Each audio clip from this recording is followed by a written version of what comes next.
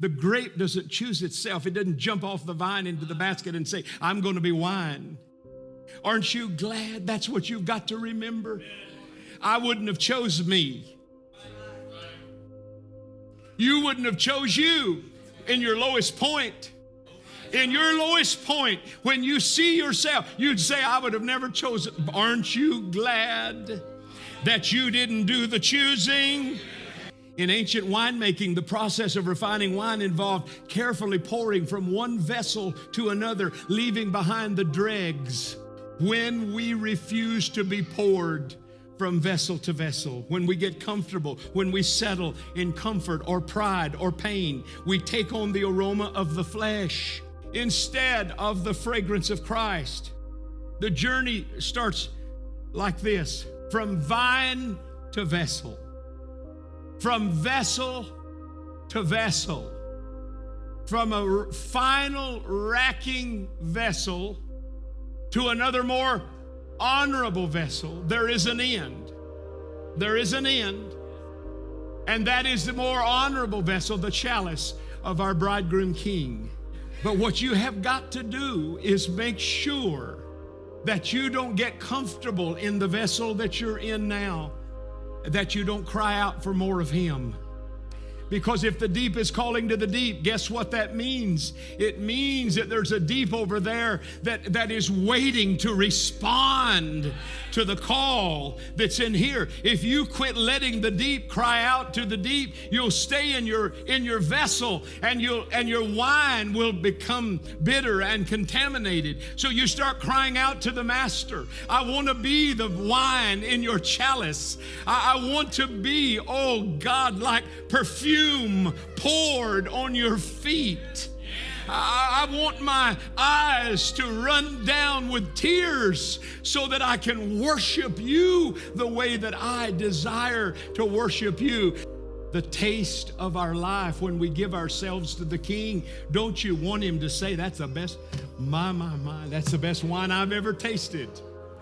Don't you want him to swirl the bouquet and say that praise, that worship you're giving me it's not will worship. It's not conformed praise. It's not following the crowd praise. It's not taking on the spirit of your pastor praise. It's coming from your heart, and it tastes delicious and it smells amazing. That's the kind of wine we want to become.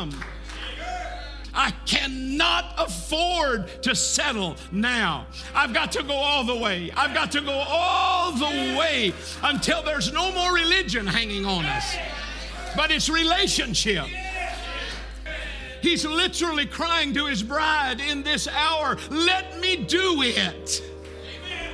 Get your hands off, your mind off, your mouth off the situation, and surrender your will. You don't have to figure it out.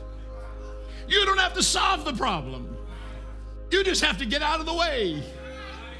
Just get out of the way and let him show you how much he loves you.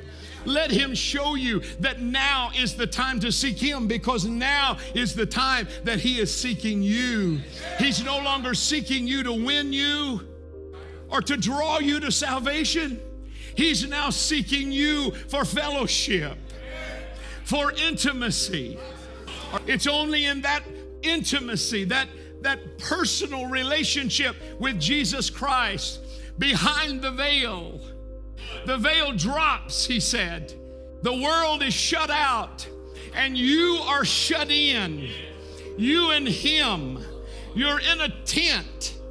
That's where your nuptial is sealed, symbolically. That's where the tokens of virginity are produced, symbolically. In that place. You can't leave that place the same. You may step in as bride, you leave as wife. Wife carries a different kind of authority than an espoused bride. The wife can sign her name, Mrs. Jesus Christ. And it has the same authority that the bridegroom's name has. It is his name. But it's yours because you're the other part of that.